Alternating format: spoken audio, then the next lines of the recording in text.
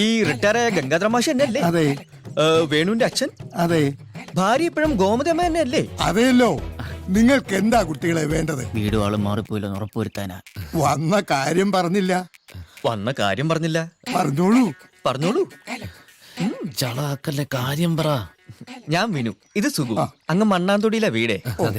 ഗംഗാധര മാഷ് വിചാരിച്ചാൽ 2 ആത്മഹത്യ ഒഴിവാക്കാം. മനസ്സിലായില്ല.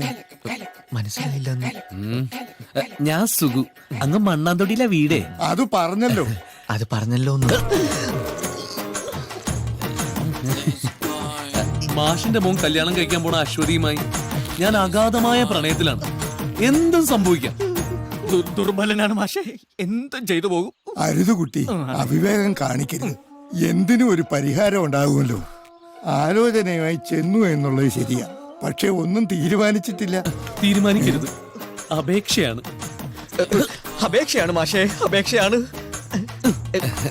എന്നാ പിന്നെ ഞങ്ങളങ്ങോട്ട് വാടാ. ശരി സുഖു,